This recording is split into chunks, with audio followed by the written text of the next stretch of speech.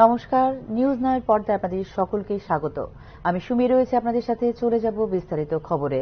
CPIM এর পতনের পেছনে প্রধান কারণ হিসেবে পশ্চিমবঙ্গ এবং ত্রিপুরায় দলের সমর্থনের ভিত্তি ক্ষয়কে চিহ্নিত করেছেন দলের প্রবীণ নেতা প্রকাশ কারাত। যারা ৭৫ বছর পেরিয়ে যাবেন তারা কেন্দ্রীয় কমিটিতে নির্বাচিত হওয়ার যোগ্য হবেন না বলেও জানিয়েছেন দলের সমন্বয়কারী প্রকাশ কারাত। পশ্চিমবঙ্গ এবং ত্রিপুরায় জনসমর্থন হ্রাসের কারণে জাতীয় পর্যায়ে সিপিআইএম এর পতন ঘটেছে বলে জানিয়েছেন দলের অন্তর্বর্তীকালীন সমন্বয়কারী প্রবীণ নেতা প্রকাশ কারাত। আসন্ন পার্টি কংগ্রেসের সময় দলের শক্তি পুনর্গঠনের জন্য একটি রোড ম্যাপ নিয়ে আলোচনা করা হবে বলেও জানিয়েছেন প্রকাশ কারাত। ১৯৯৬ সালে প্রবীণ নেতা জ্যোতি বসুর প্রধানমন্ত্রী পদ প্রত্যাখ্যানকে তিনি দলের পতনের কারণ হিসেবে বিবেচনা করেন না বলে তাৎপর্যপূর্ণ প্রতিক্রিয়া দিয়েছেন। ২০০৫ থেকে ২০১৫ সাল পর্যন্ত সিপিআইএম এর সাধারণ সম্পাদক হিসেবে দায়িত্ব পালন করা প্রকাশ কারাত।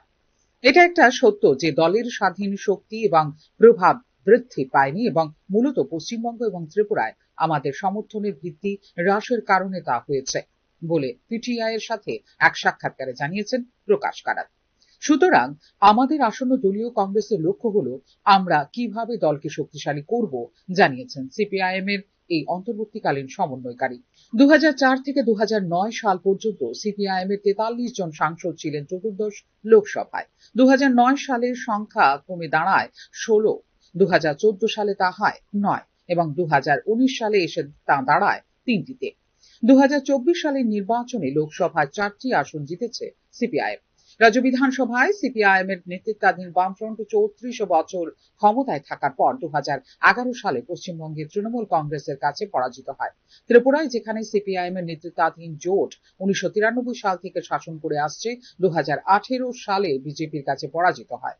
গত ৩ বছরে রাজনৈতিক ও সাংগঠনিক পর্যালোচনা করা হয়েছে। বৈঠকে রাজনৈতিক, আদর্শিক ও সাংগঠনিক কাজে ত্রুটি বিচ্যুতি চিহ্নিত করা হবে বলে দলীয় কংগ্রেসের প্রস্তুতি সম্পর্কে জানিয়েছেন প্রকাশ কারাত। আমাদের রাজনৈতিক লক্ষ্য হলো কিভাবে বিজেপি বা মোদী সরকারকে বিচ্ছিন্ন করা এবং পরাজিত করা যায়। এর জন্য প্রয়োজন বৃহত্তর ঐক্যের। কিভাবে এই বৃহত্তর ঐক্য একটি বৃহত্তর প্ল্যাটফর্ম বজায় রাখা যায় তার জন্য আমাদের প্রচেষ্টা করতে হবে বলে প্রশ্নের উত্তরে জানিয়েছেন প্রকাশ কারাত। সিপিআইএম কে শক্তিশালী করা বা বামপন্থীদেরও শক্তিশালী করতে প্রয়োজন নীতি জানিয়েছেন প্রকাশ কারাত।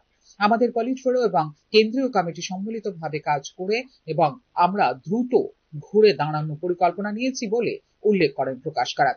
২ থেকে ৬ এপ্রিল তামিলনাড়ুর মাদুরাইতে অনুষ্ঠিত হবে সিপিআইএম এর ২৪তম সর্বভারতীয় পার্টি কংগ্রেস। কেন্দ্রীয় কমিটি ৭৫ বছর বয়স সীমা নির্ধারণ করেছে, তাই নতুন নেতৃত্বের আবির্ভাব ঘটবে বলে জানিয়েছেন প্রকাশ কারাত।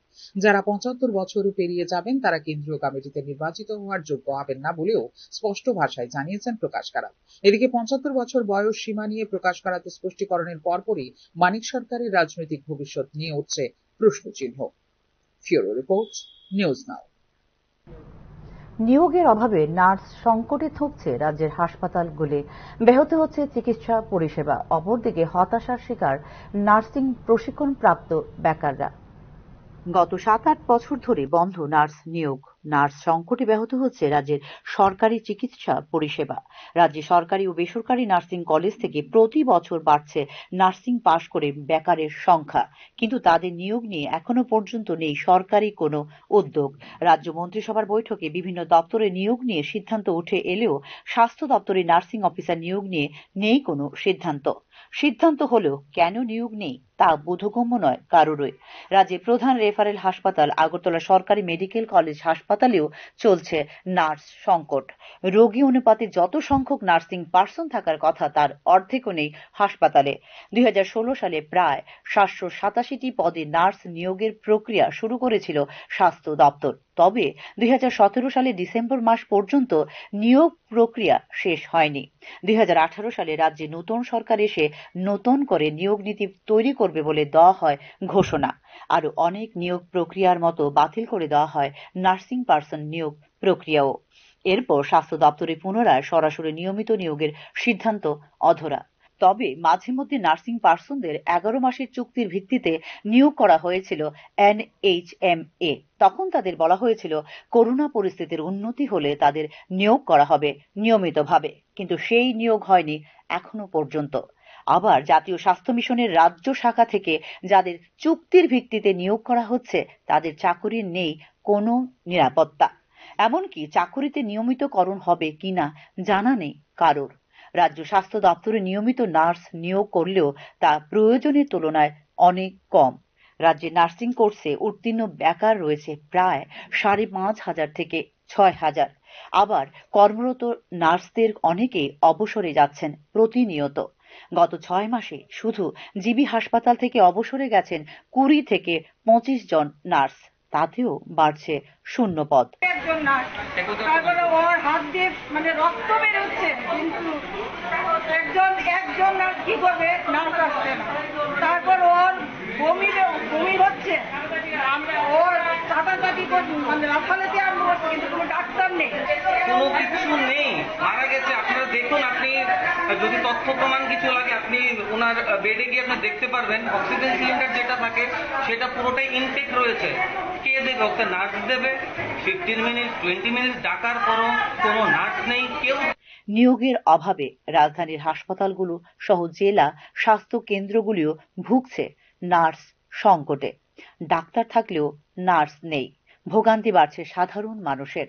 নিয়মিত পদে স্টাফ নার্স MPW ANM নিয়োগের দাবিতে চলছে আন্দোলন, কিন্তু এই ক্ষেত্রে নিয়োগের ব্যাপারে কোনো সিদ্ধান্ত নিতে পারছে না রাজ্য সরকার।